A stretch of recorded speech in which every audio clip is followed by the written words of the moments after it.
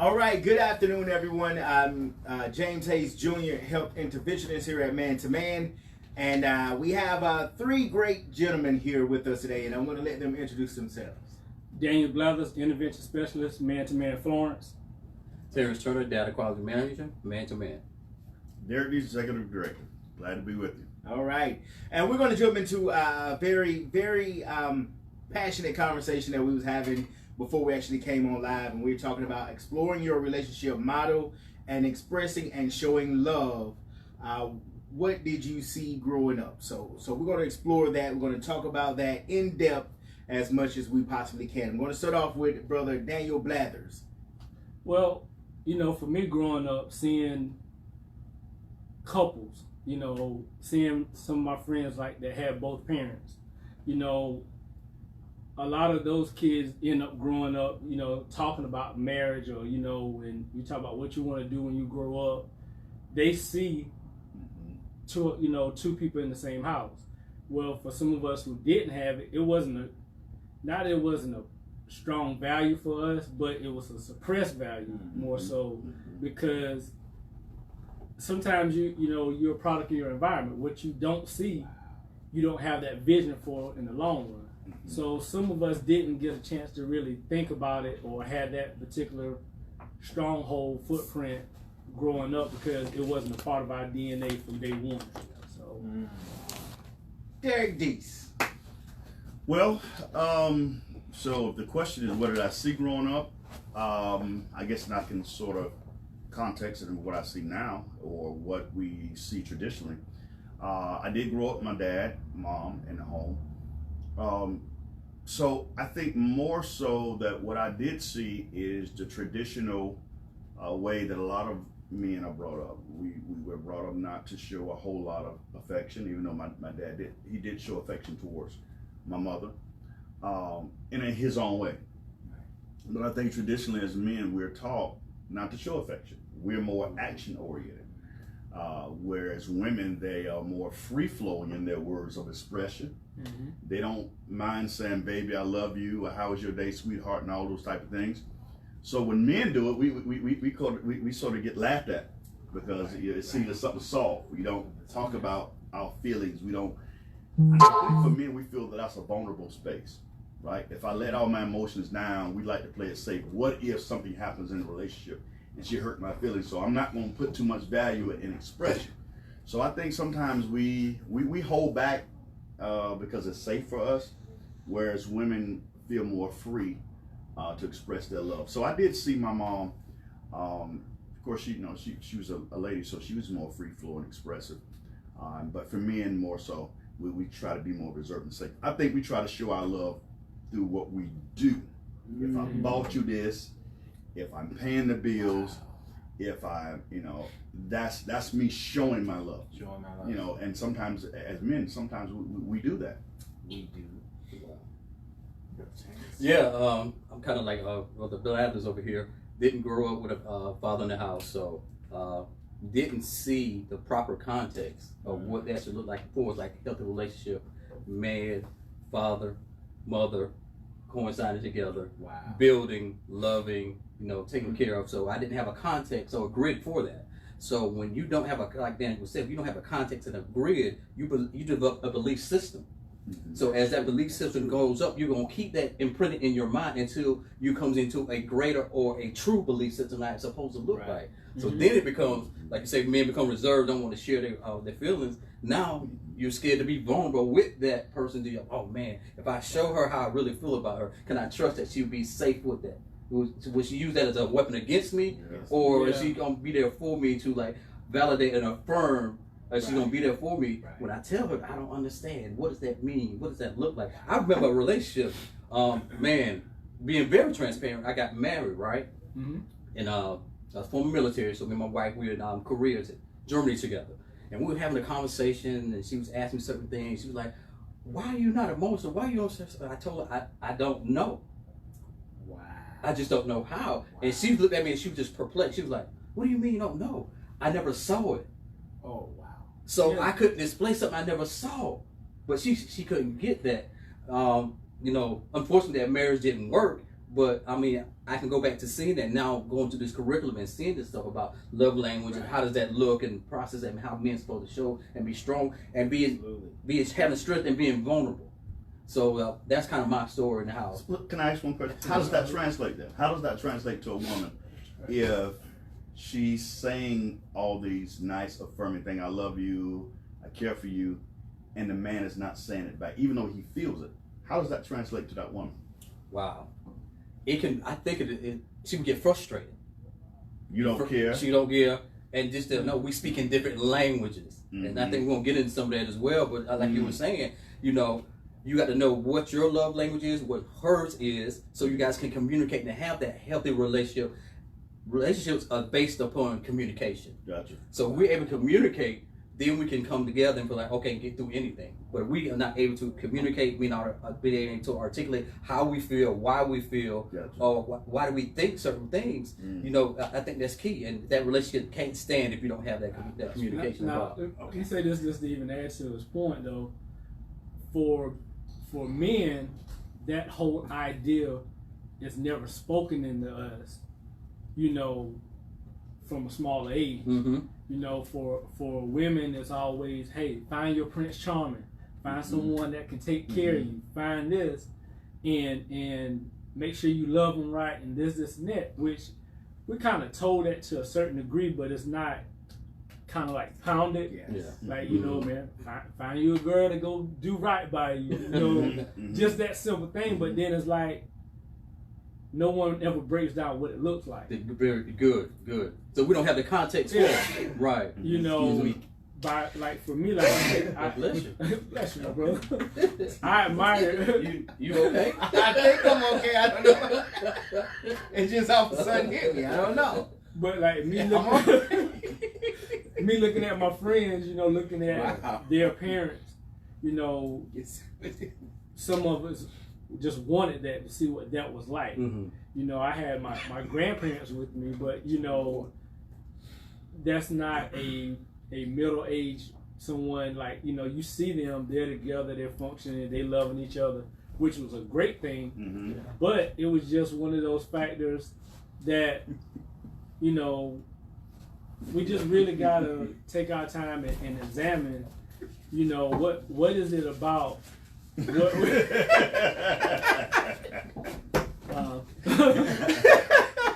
what we see, what we want, and putting it out there.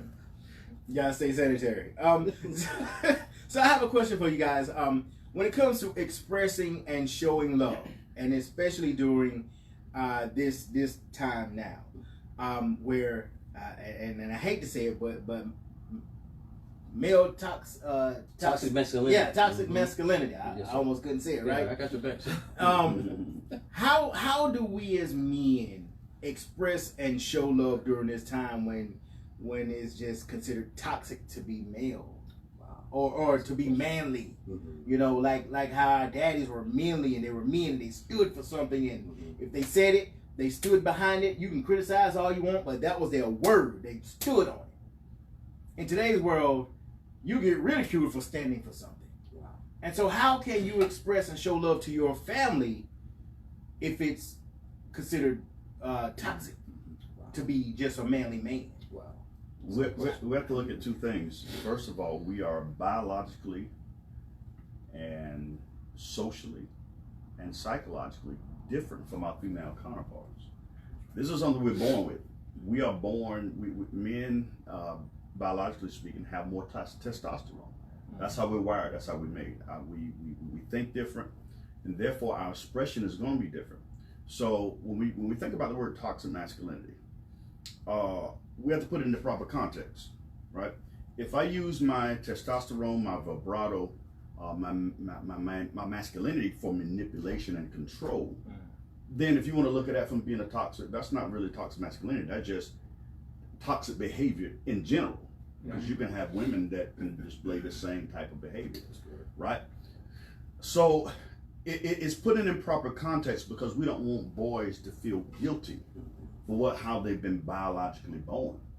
You know, and studies show that rough and tumble behavior is good for boys. You know, if you look how we socialize boys versus how we socialize girls. Let me give you a perfect example. You can be in the house and little Junior climbs up on the table. Dad would stand back and say, jump, jump. Mom would like, he's gonna hurt himself. Stop, stop. No, I got him. He jumps, Dad catches him, laughs, giggles, puts him back up there again. Jump, laugh, catch him, get him. They spend that bonding time together and wrestling, teaching them, tumble and rough behavior. He's teaching that boy how to be a risk taker, how to take chances. But even though it's done from a masculine way, where that mom, well intended, let me make sure he's okay. She's nurturing. So you need both sides. So there's a masculinity that boys get from their fathers. Right. And there's a nurturing side that they get from mothers. So when we talk about toxic masculinity, we have to put it in proper context, because anytime a man uses, and maybe, if we want to say that a man uses his strength to be abusive to his female counterpart, which is biologically weaker. Okay, if you want to call that toxic, fine. Really, it's called abuse. But if you want to, so we have to be careful how we define things and put it in proper context. I like something you said in that about being a risk taker and learning how to take risks. When we look at society now and what is being talked about, the role of a man and this and that. But once you figure out what it is, you have to go after your own happiness. I can't, because I show love to my daughter and other men may not, I can't deny my daughter love because, to them, or he saw because, he painting fingernails or getting his hair to it, whatever. We have to sit here and stand firm on our beliefs of what we believe in. If all four of us are hanging out and Derek said, man, I got to cut this short. I got to go home to the wife and the kids. If he falls, we be like, oh man, come on, man, stay out another hour, man. You get soft because you going home. Right. Next thing you know, Derek gonna really be with us. Because one night, he gonna be with us for the rest of his life. Because now, guess what? But if he's firm in what he believes in, it's not making him less of a man or anything softer than a man. Guess what? Being a man is standing up for what you believe in. So guess what? If you gotta go home, we gotta go home. Right. And if I'm sitting telling you I'm going home, cook dinner for my wife, this and that, and you talking to a whole bunch of single dudes, oh man, that's soft right there. That's why y'all single. Right. Absolutely. Very good. Very good. Brother Terrence, I have a specific question for you. Yes, sir. As males are coming up in society, and we know that a lot of males don't have the father figure in the home. Where can males reach out to, or what can they do to grab onto that father figure to show them what it's like to be a man? Because we've often seen guys come in here and they admit, well, I don't really know how to be a man. Yes, Nobody's ever shown me. I think that's a value of our program and what we offer. This session right here, help relationships, and it's a decision. You have to make a decision, like Daniel was saying. You have to decide. Number one, be humble enough to know, I don't know this. I need help, and reach out for help. That's why it's so important to partner with us. Going through these curriculum, going through the sessions, and also Dr. Gary Chapman. He wrote the book, The 5 Love Languages. Book sold worldwide, over 12 million copies, translated into 50 languages. And I think he really harps in on what those love languages are and what it looks like to be that healthy male role model. Wow. But it starts with decision, reaching out to people, looking at mentors, the men here, as people in the community, upstanding that in marriages 30, 40, 50 years, that has that blueprint, that have that right mindset to like, okay, I can tag on you. I don't know how to do this. How, James, I don't, she said this, I don't know how to respond. What would you do in this situation? Ask him for help. Right. Sometimes we wear our armor so much, we don't want to take it off. Yeah. You know what I'm saying? And then, and that hurts us a lot. So you have to have a healthy place where you can take your armor off and really come together and like, man, this is what happened. Can I get an example of that? So, And I think even to go along with you saying, look at where you're going to get help from. That's good. And where we expect it from. Because now, we watch television shows, there are not a whole lot of family shows. Right. On TV today. Correct. So we're not getting that visual on something that we look at all the time. And if something is feeding us, women, you can do bad by yourself, or you don't need this, and men, I need to have multiple people to satisfy me, this and that. and that's pushed out there, when on the inside we really want to just be stable and chilling and happy. You got to sit there and break that down. Where are you looking for help from? That's good. You know, like I say, if you didn't have it, what sources are you going after? Yep, yes, they can come here. Mm-hmm. But like you say, find another couple. Yeah. Find someone who is, you know, that'll give you an open, honest opinion. That's good. You know, Mm-hmm. I don't need, if I go to Derek, I don't need Derek to tell me what I want to hear. That's right. Sometimes he might give me a hard lesson, like, bro, you gotta stop doing this. Nah, man, I don't want to stop doing it. You can't get the way, you know. Absolutely.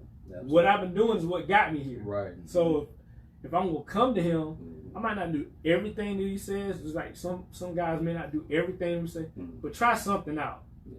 different than what you've been doing. Right. And you brought up love languages, the 5 love languages, and I want to talk about those for a second. The first love language says words of affirmation, which is giving your partner compliments, words of encouragement, and making requests rather than demands. You know, how do we find out? And it's just the first love language, but how do we find out our partner's love language? Do we go over the love languages with them to find out if they want to be affirmed? I think that's a wise decision. Wise decision? Yeah, I think that's a wise decision. Very wise decision. Because why would you try to guess that? Because you can be off and you can miss that. And even in the manual here, it's like 30 questions that you can kind of ask and answer and get that on there. So I mean, you don't have to play the guessing game with it. That you can only get from man to man. Listen, this is life. This is your relationship. This is something that you don't want to play around with. This is something that you don't want to miss. So you want to ask them, just straight up, just ask them, okay, let's take this quiz together. I really value you. I value our relationship. So this is why I want to do this. Is that out of the box? Maybe uncomfortable? Yeah. But is your family and your children, are they worth that? So whatever investment you're going to get, you don't get the return on that investment. ROI. That's a business term. Yes. But you got to make the investment first. You got to make it right. first. So if you make that investment, spend that quality time, which is one of the love languages we're gonna get to, and then let that woman know he thought enough to get a book and ask me these questions because he really valued my feelings about how I feel. You know what that would do to your relationship, how that woman will feel about you. Yes, and I would I would suggest to a lot of people as well is getting counseling. You know, and making sure you get therapy. Because it took me, and actually until I started becoming a part of Man to Man, to understand that words of affirmation is for me, right? Wow. That's my love language. Yeah. But I found out the reason that words of affirmation is for me is because when I was playing football, I was playing on a little league team. Right. And I knew I was better than the guy that was behind me. And it was 4th down or something in other teams, and the coach put the other guy in before me. And I'm like, I'm better than him. And they scored a touchdown on this guy. Wow. And ever since then, I'm like, well, if I'm better than him, why you choose him over me? Wow. That was, and I grew up with that in me, never knowing it until I started working with Man to Man. Wow. And so I suggest to everybody, listen, make sure you get counseling first and get some therapy so that you know why you want what you want. Yeah. Let me ask you a quick question. I'm gonna turn the tables on you. Oh boy. How that you, now that you have the information, if you would have had that information, say 15, 20 years ago, what kind of relationship choices would you have made with that information? Ooh, I would have stayed out of a lot of bad relationships. Thank you, sir. Because I was looking for words of affirmation, and when she did not affirm me, I was no longer interested. Wow. Powerful. Now I'm glad you said that, because in life now, a lot of men don't get that. We give it.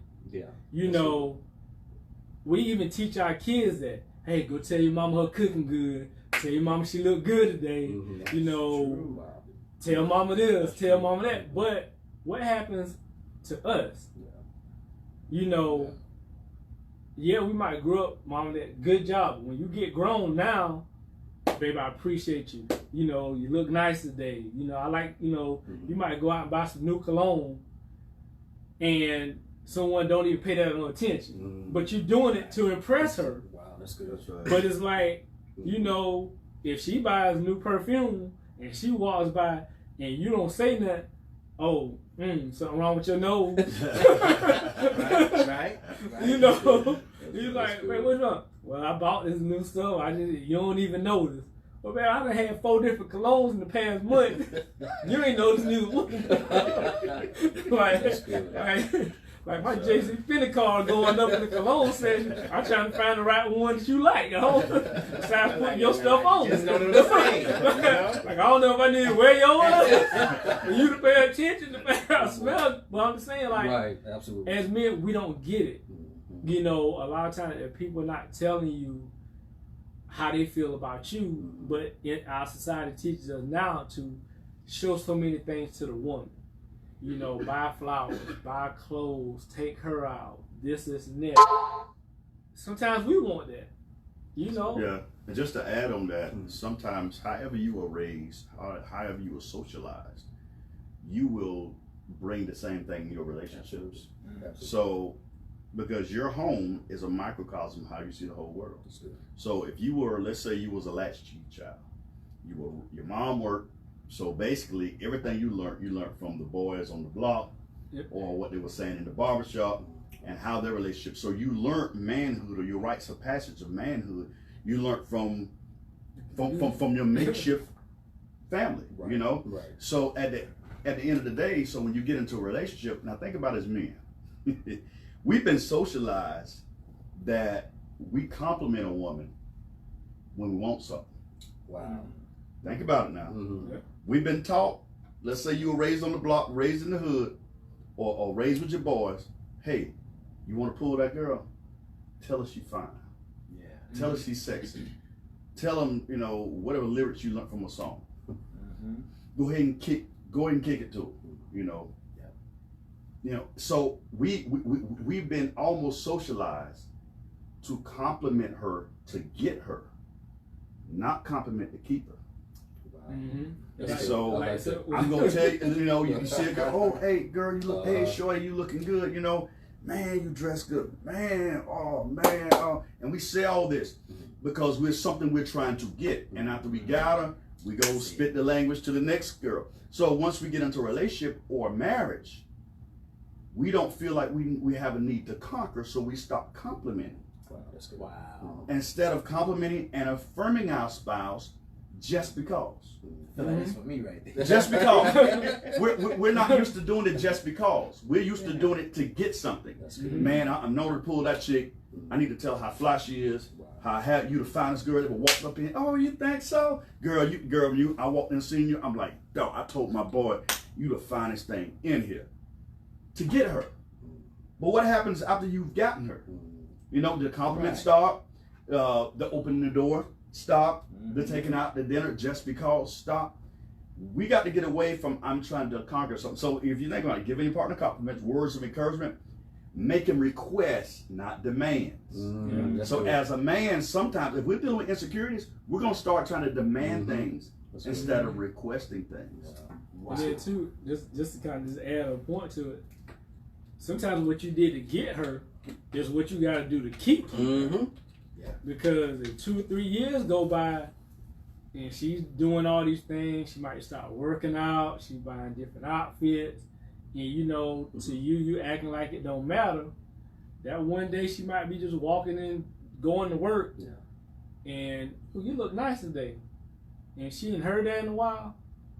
Mine starts drifting. Well, I see somebody else is appreciating what I do. Yeah, more than what you do. And it vice versa too. That's right. Same That's thing, right. you know. That's right. I don't want this to seem one-sided, but like you say, men, we do things to impress our significant other or the person that we're with, and we're easy to go just as well, thinking somebody else who's paying attention that they appreciate it. I'm just add this one thing. Treat your relationships like it's a 401k plan. I'm saying it again. Treat your relationships like it's a 401k plan. Because whatever you put in it, that's what you got to live off of later on. That's good. Yes, sir. Oh, wow, that's good. I'm say it again. Treat your relationships like it's a 401k plan. So the more I put in it, when those stormy days, those rough situations come, whatever you invested in, you got to draw the interest off that. Come on, pulling your happiness out. As relationships go, when you get 10 years in it, 20 years in it, and some 30 or 40 years in it, You have the memories to live Yeah. off of. Wow. You have the how do we go through here? How do we make it through this? Oh, you know what?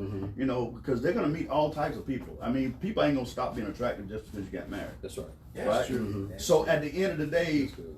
it's called equity. Come on. What do you have built up in it that makes this more special That's good. Business term. than this? Yeah. Right? No. So at the end of the day, if you have invested in it, like a 401k plan, Right. then in your times of need, Mm-hmm. in your times of distress, in your times of sadness, times of frustration, in your time that you can go and do a withdrawal. But you can't withdraw nothing you didn't put in. Come on. That's good. Come on, that's good. You can't make a withdrawal if you didn't put an investment. If you hadn't complimented, you hadn't shown Yeah. love and affection, all that kind of stuff. When the day you need it, you ain't got nothing to pull You got because you didn't invest nothing in it. Wow, that's good. Listen, a good conversation. We got to get to the second love language. So the first love language is words of affirmation.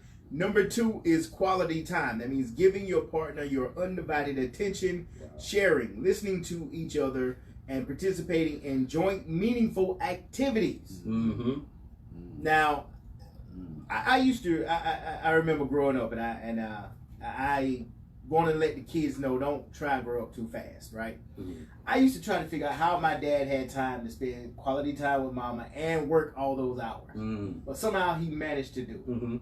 Now, give me an example, guys, of some quality time that you value. I don't want you to put your personal business out there, but some quality time that you value with your ladies. Just having that quality time because you know it's needed. Wow. That's good. I think for me, just having time to talk. You know, me, I like different conversations, so I want to be able to just talk about things uninterrupted at times. Talk about different things, you know, not just the same subject, this and all the bad stuff. Let's talk about traveling. What does that look like? So then, therefore, what we talk about becomes part of our planning. That's good. That's good. And I get to enjoy it, you know, just to know you're interested in what I want to say versus I just gotta listen to you. But then also, one thing about you said undivided.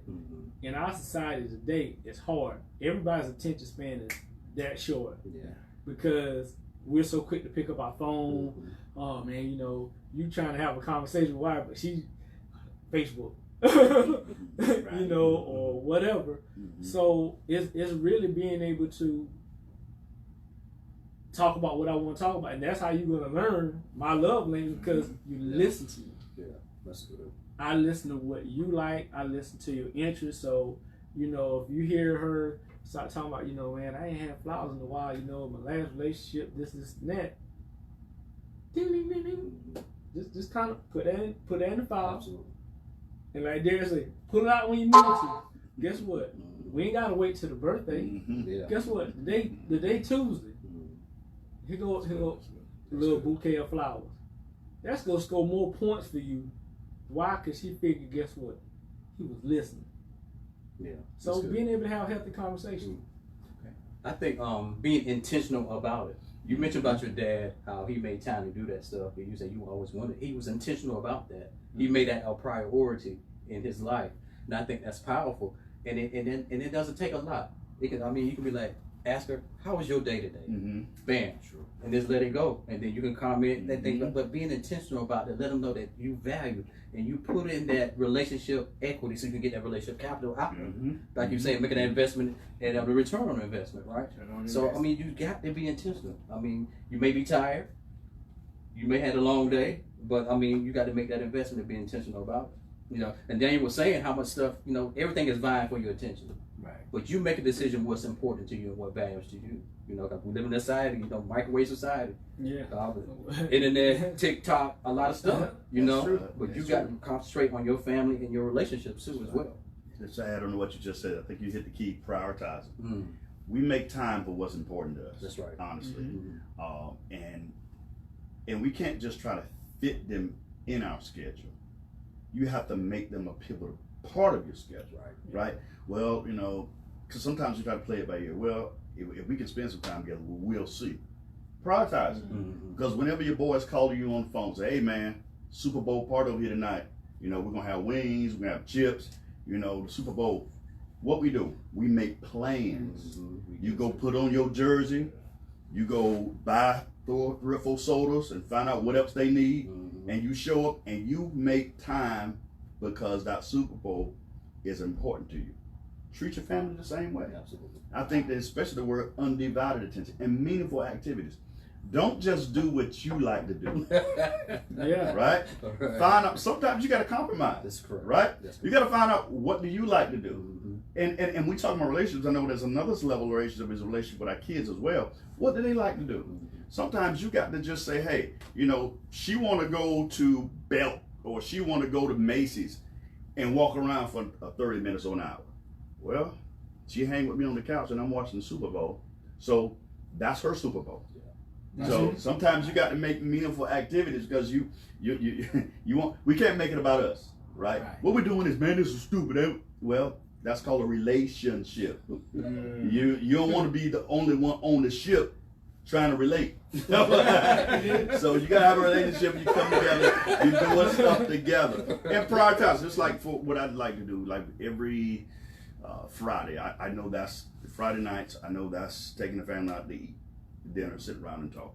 Saturday is pretty much the same thing. With that's something that's kind of built in. This is what we do. Now it's not, well, I'm gonna see what Saturday look like and I'll think about it. No, you gotta prioritize. I think we make everything else the priority. Now think about it. The things that mean the most to us, why do we put the less time and investment That's in? good. Mm-hmm. That's good. Where a man's heart is, that's where his treasure is gonna be. So we're talking about quality, not quantity of time. Quality of time. It could be just playing Uno. That might be the best thing ever. Or it could be just going out to that nice dinner. But she ain't gonna want to go through a drive-through all the time. She might want to sit down and dress up and go to a 3 or 4 or 5-star restaurant. You know, because you'll spend that time on some Jordans. Right? You spend that time on your rims. Spend that time to go to that 5-star restaurant. Just let her chill out and order what she want.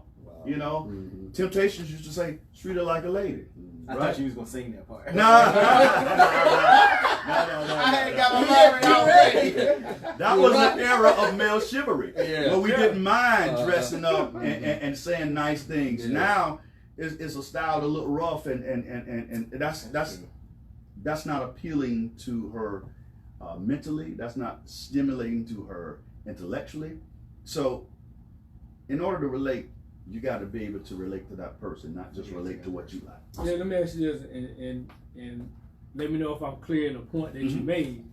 You know, when we let them choose the activity, and we go.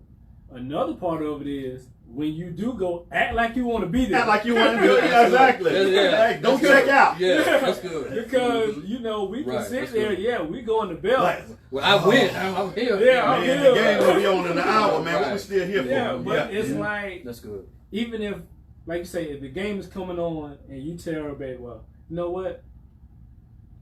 I'm not going with the boys. I'm gonna be with you.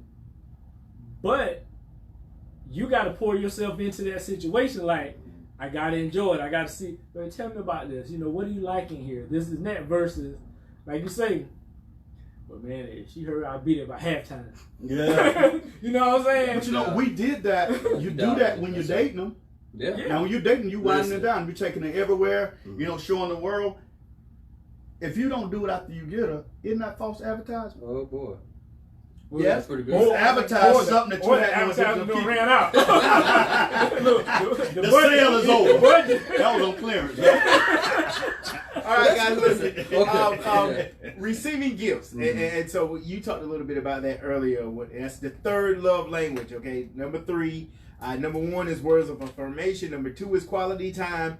Number 3 is receiving gifts. How important is it in the relationship or in the marriage? You have children, you have your wife, you have your girlfriend. How important is it to make sure that everyone receives the gifts, which is visual symbols of love? One thing I feel is that we need to first find out what they like. That's good. Very good. Versus not what society thinks we should just be, Yeah. give them. That's good. My youngest daughter don't really care for flowers. Right. Mm-hmm. Right. My daughter doesn't care.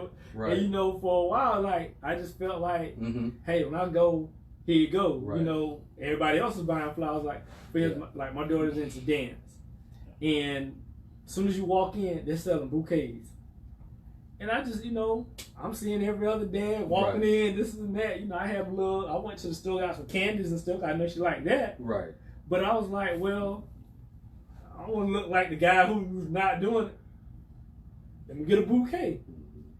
I give it to my daughter, you know, afterwards. Come back 2 days later, them flowers sitting right there on the counter from where I gave it to her Friday night on Sunday. No water, no nothing. And I just had to think about it, you know, like, why you do it? It don't really matter, you know, flowers are okay. Right then, I thought about it, I said, wow, you know. Yeah.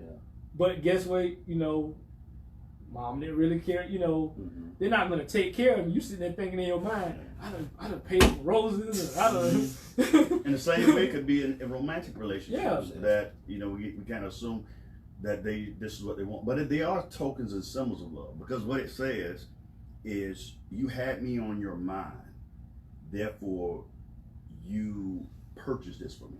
But everything don't have to be purchased. Some things can be made. Yeah. Some things can be just, sometimes it's a sentimental value. It's just basically a symbol of impression. In other words, let's say, you know, she's been working all day, and you know what was in the refrigerator. You go out and buy 10-ounce steak, potatoes, salad, You trying to make me and leave tea. work right now. and Not you for come and yourself. say, Hey, and for you you, walk in the it ain't house, for you. you walk in the house and say, listen, here. Mm-hmm. Oh, yeah, I figured you were hungry. It shows you that you made a financial investment in her, That's good.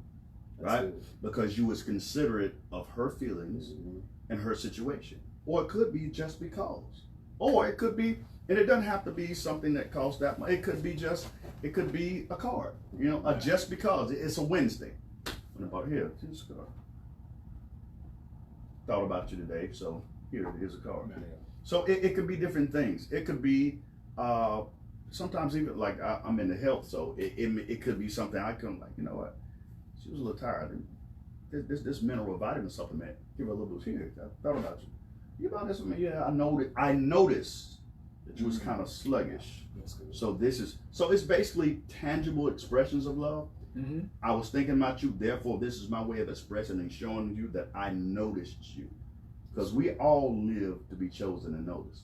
We all want it. We all want to be accepted. We all want to be noticed. We all want to know that we matter. But more importantly, we all want to know that we matter to the person we're with. That's right. And, That's good. and two, you know, the giving the gifts, again, shouldn't be one-sided. Right. You know, contrary to popular belief, men, we like things too. You know, I always notice, and guys, y'all can tell me, y'all see it too. During the course of a year, when Mother's Day comes, Oh boy. there's the flower people on the corner selling baskets. There's, you know, 4 hours in Walmart. Mm-hmm. Get this, get that, you know, dinner specials at restaurants, you know, Mother's Day special this. Father's Day roll around, the grill's out, tools said, Yeah. Section of Walmart, right? Harbor Freight got a sale. Yeah. Little small, so society sometimes teaches us That's true. not to really worry about the man too much. That's right. That's Yeah. right. And we start to take it as, I'm always buying you something. Mm-hmm. When is it my turn? Because when we feel like we're neglected, we tend to stop. Yeah. That's good. Yeah. But, you know, just to go back to something, they're paying attention to what you're doing. And Terrence always said, be intentional about what you're doing. You know, you might sit here and your wife has this bottle of perfume. Well, you just happen to notice it's down here. Mm-hmm. That's good. Well, now it's down here. And that's her favorite. Just buy another one and sit them. You ain't even got to say, sweetheart, I bought it, this and that. Eventually, when she goes in there, maybe not even the next day, but it's going to happen. When she notices, James, what were you thinking? I'm like, That's what he wants. That's what he wants. Yeah. Wait, no. That's what I did. And it don't have to be anything of basic significance, but it can be significant to her. Right. It could be cappuccino, cup of Mhm. cappuccino, cup of coffee. Just something, just to say, hey, I thought about you. Thought about you. And it's not about somebody being a gold digger. We're not talking about like you got to break the bank Mhm. to prove yourself. Right. But it's basically thought about you here. You know, gift card. Hey, I know you going to lunch. Bought you a gift card so you can take care of your lunch, or leave some lunch money on the counter. I think that's key though. What you were saying, what Daniel was saying. You need to find out what your lady likes. Mm-hmm. Not, sometimes, get Christmas gifts and you be like, okay, and they be like, well, it's the thought that counts. No, You shouldn't have. You shouldn't have. Exactly. I thought about you. Really? No, That thing much. did you really think about me if you brought me there? We got to move on to the fourth love language. The fourth love language is acts of service, and we've touched on that already. Yeah. And it's doing things you know your partner would like you to do. For example, housework, errands, child care, and so on, and picking up that steak, that nice baked potato, and sweet tea. Medium well. Medium rare, you know. So that's acts of service. So It's an order for one right there. yeah. All right, but also the fifth love language is physical touch. Let me touch on some of that last one, the acts of service. Because with the acts of service, sometimes as men, we walk into relationship, and we define what's women's roles and what's men's roles. Yep. Mm-hmm. Right? That's good. So in an act of service, even though you're working and she's working, or even she's not working, and let's say that the dishes are piled up, but she's been helping out with it, she's been taking care of the kids all day. Your act of service, like, okay, I can wash these dishes. Yeah. That does not necessarily say this is a woman's role. That's good. That's true. Get the Dawn still take grease out of the way for you too. Yeah. That's right. Run the Dawn in there, wash those dishes, so when she comes, it's like, oh, the dish, that's an act of service. That's good. Where you see that, hey, she's been running all day, the bed needs, I'll make the bed. Laundry's piled up, I'll pour some detergent in the washing machine and put the whites in there, and then put the clothes later on. Wash those clothes. That's an act of service. That's good. It does not mean that she has the household work is just defined for her to do. An act of service, you say, hey, I'm part of this relationship. These are things that I'm going to benefit from. Or let's say she worked late. You know how to cook, right? A little bit. All right. Act of service. Go in there and say, hey, I'm going to go by the store, get some wings, and I'm going to heat them up, or I'm going to make sure the kids are already fed, so by the time she gets there, you've already taken care of that as an act of service. I like that. Because when you were saying it, I heard the word leadership. Mm-hmm. Leaders do what needs to be done, regardless of what it needs to be. That's right. So that you have to lead your relationship. You got to That's lead right. as the man. We take the responsibility for the relationship. That's right. Not the king of the castle. Hey, where's the food? My food. I like my women to have the food ready when I get home. Wait a minute. You're not even consider her. What about you? Like you said, lead. A participatory leadership. Right. That you jump in and say, hey, you know what? You've been busy. Hey, sit down. Let me massage your feet. I got you. Let me massage your feet. Dinner's already on. I've got dinner taken care of. You just relax, go take a shower, leave your feet up here, massage those feet, get the stress off her shoulders. Dinner's done. Dinner, boom. Hey, what you doing? Just been running. Hey, what about let's go to a movie tonight? But I done took care of all that. That's active service. That is an expression of love. Well, I feel like y'all preparing me for this. Give him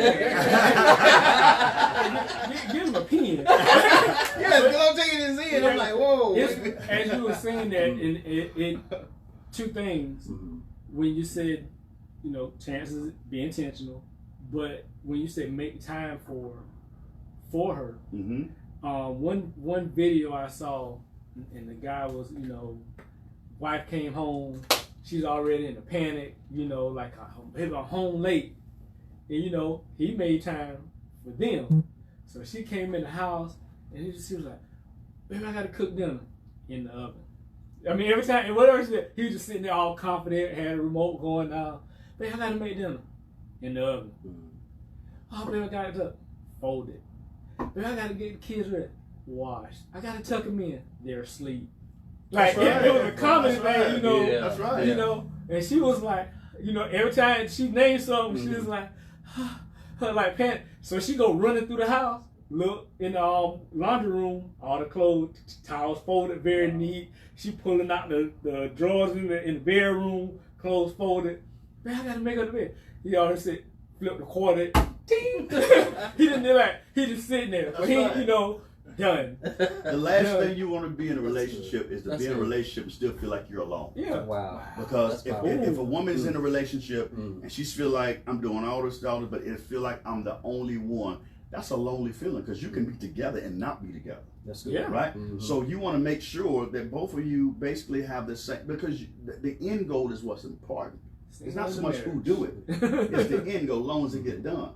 But and another thing I want to add on to that is being able to do to a person or do for a person what you want done for yourself. That's good. Yeah. And so there's nothing wrong with a man having a massage all on day. The massage your feet, massage your shoulders and back and shoulder blades and all this kind of stuff. Because what it's showing is that I'm thinking of you and I'm not just going to say it, but I'm going to demonstrate it. It's demonstrate. Song used to say show and tell is the game we play. We ain't gonna sing one of those lyrics. No, but even if you think about it, those songs come from an era where men didn't mind showing and demonstrating what they felt. But if we get to the point that it's all about waiting for her all the time and we're not doing, then we can send the message that it's all about me and it becomes self-centered. Because you can love from a selfish standpoint. That's true. That's true. The fifth love language is physical touch. Connecting with your partner physically, holding hands, kissing, embracing, and being sensual and sexual together. Physical touch. Yeah. I'd like to bring out one up. We talked about this more if you don't mind. Yes, You were sir. saying that a week ago or so, your foot was hurting, and you told your soon-to-be wife. Yes. What is it? July 19th, he gets married, so y'all give it up for him. But you told her about it, and she came and she massaged your feet. Yeah. She rubbed your feet. And you cried or something. Oh, got a little misfit.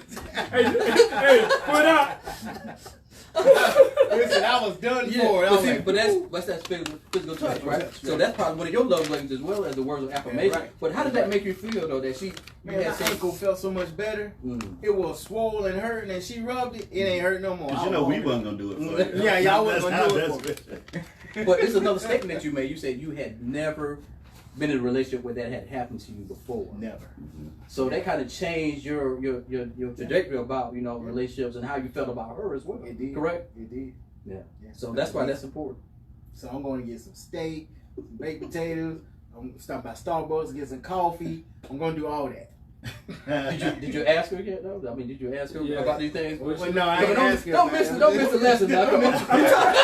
Hey, she went to Starbucks, she like Dunkin' Donuts. Well, I know she likes Starbucks. Okay, all right. Okay, you good. He learned something. That's right. But to add on the physical touch is not all about sex. That's good. Because sometimes we feel as though the only time we want to touch is we want to go and have sexual relationships. And sometimes some women just want to be held. Some just want to just be physically touched in that moment just to feel comfortable. Because sometimes we're socialized in society that if you want to get with her, then that's the only time you go to touch and kiss is you want to have sex. Now that's part of the marital relationship, physical touching and sex. And those things are very important and vital in a relationship, very vital in a relationship. But don't just make your aim, I'm just doing it to satisfy myself. Sometimes as men, we got to actually be the first ones to lead out. You know, grab her hand, holding hands, nothing wrong with you kissing and things of that nature. But sometimes we have been orientated, the only time I'm going to do this if I have the urge. Yeah. Or then another part is like you said with holding hands. Like some people may just only try to do it in private versus if I'm in the mall. Yeah. You know, I don't want everybody to know. You know, like yeah, they see us together, but then it's kind of like. But that's the best time to do it. Yeah. Because not only you showing her, you showing everybody else. Mm-hmm. This who I'm with. Yeah. And it validates your relationship. Yeah. Yeah. And we missed those points, you know, walking with, you know, how silly we was in high school with your arm around. That still don't go anywhere. That's good.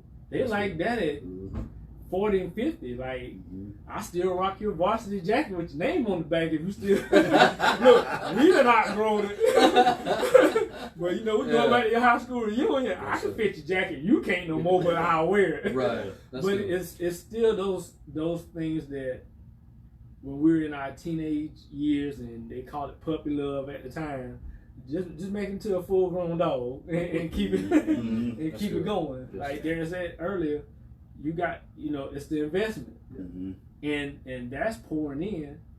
And then two, that sends a message to our kids. Absolutely. That hey, mom and dad love each other because they are interacting with each other. They're holding hands, they're hugging, and this and that. Versus if y'all always in the other room, this and that. Yeah, I love you. Love you too. Yeah. Well, it may come across as anger based on how you say it. Or regretful. You know, say that you do it. Send those text messages, this and that. Like, think about you. So all that comes into play to win whatever later on. That's right. It's meaningful. Yeah. So, and like you were saying, I think love is more than emotion. It's an action as well. It's an action. So it should be, if you're saying that you're communicating that, it should be some corresponding action towards what you're saying. And like Daniel was saying, you model that before the children. They need to see that healthy modeling as well. So that's so powerful. All right, guys. So we've got the 5 love languages. We've got words of affirmation. We've got quality time, receiving gifts, acts of service, and physical touch. Those are your 5 love languages. And so to our participants who've been watching the video, we're going to ask you to send us those 5 love languages. All right. So how can love languages help parents who are separated, guys? Now, I'm going to let that be the last question before we wrap up. But how can love language help parents who are separated? Well, it's Derek things because I know he gonna bring it home for me. But I mean, like, honestly, I think some of those same things you did when y'all were together, in order to have a positive, healthy relationship, you may have to still do some of those things with not an alternative intent afterwards. You know, for me and my children, my daughter's mother, we still go to dinner. But, you know, that dinner may be talking about plans for our child or the whole family still goes. You know, me, my daughter, mom, sister, there's nothing wrong with that. You still do some of those same things that you've been doing. Hey, it's your birthday. Here's a gift. You know, still thinking about you. You know, how are y'all doing? Because now, you know, a lot of fathers that may not have a positive relationship or not being able to see their kids is because guess what? You cut all this off. Yeah. In order to probably build that healthy relationship as co-parents, we still have to do this. That's good. Because even for our kids, you know, it's not that daddy's not in the house anymore. He loves me less. He still loves me. He still loves my mom. They just not together. Yeah. So that these same things that we're talking about, like I say, that's what you did to get her. Yeah. But now we're just working as co-parents. We're still investing. Yeah. Those are the things that are going to make your situation a whole lot easier versus I don't care nothing about it no more. It's just net. But then all your conversations are in an argument. Yeah, I just want to tag along with that one too. I think for parents that are separated, use it as a teaching moment. Still, like you were saying, still realize that these things still work, and now this is where I missed it at. So if the children are age appropriate, sit them down and have an honest conversation with them about it. Listen, I didn't know about the 5 love languages now me and your mom are separate. This is why. This is where I miss it. This is where we missed it at. So going forward, I want you to have that proper concept and going forward. So okay, these are the things you need to look for. This is where I missed the boat at. I don't want you to have this in your relationship. I don't want this cycle to repeat itself. That's right. So I'm gonna have this conversation with you now, so you know what to look for. You know what to look for in your spouse as well, so you can don't have the same result that we have. That's right. But don't always realize it was never your fault that we're not together. It was never the child's fault. It was what we as adults, things happen, we missed it, and move forward and learn it as a teaching moment.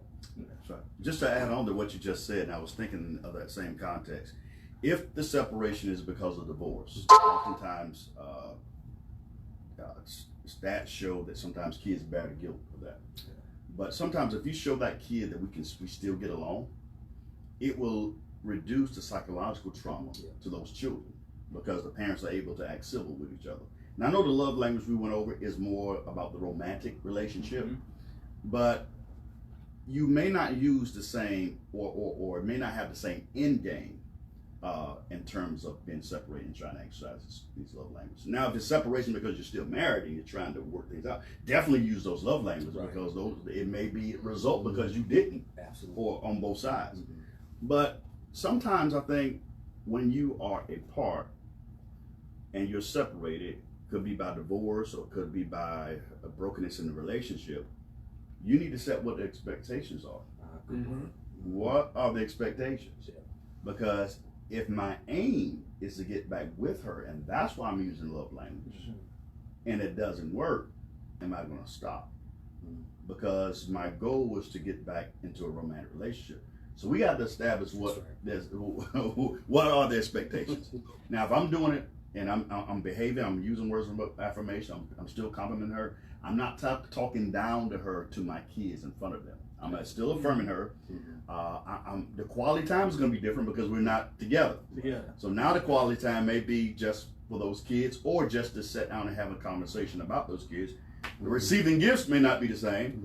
The receiving gifts may be money for the children. You know, the acts of service could be, you know, I know you needed a tire for your car or whatever, you know. So it's going to be different because there's a difference between a romantic relationship and a relationship where the relationship is no longer romantic. So, so it's got to be. And I just want to ask, just to put in a final point to one of the points in the book. James, you know, you're about to get married, but for anyone going forward, you know, one thing is key. We need to communicate our love language, and if it's being done, we need to show appreciation for it. But then, now that you know about the love languages, how are you going to use that to improve your relationship going forward? For me, it's being intentional. First, you got to read the information. It does no good if it's in a book and you just don't even open the book to look at it, to apply it. So first, I got to make sure that I go over this information, and number two, be intentional on seeking her out and getting the information from her, communicating and seeing what's her love languages, you know, what she desires, so likes or dislikes. And so now I'm able to put all this in my memory, and so now I'm able to utilize what's in this book. But I got to open the book first. That's right. I got to first open. And don't be afraid. Let's say you do these things and nothing happens. Well, I'm just going to stop. She acts like she wasn't appreciative. Don't just do it just to get something in return. Make it a core part of your life and relationship. Because sooner or later, sometimes even when you invest, you just because you put $20 in there today don't mean you got $100,000 there tomorrow. Come on. You got to keep on investing, and you get what you call compound interest. Over time, what you've been putting over there starts to multiply. There you go. Then you got a nest egg. That's good. Cash value. All right, guys, listen, we appreciate this conversation. We appreciate all of you for watching for the past few. It seemed like we've only been here for 10-15 minutes. To our participants, make sure that you get with your intervention specialist. Make sure you call them, send them a text, let them know that you were on a video, let them know that you watched the video, because we will send you a survey that we will need you to do. Feedback. We need your feedback. Thank you guys so much.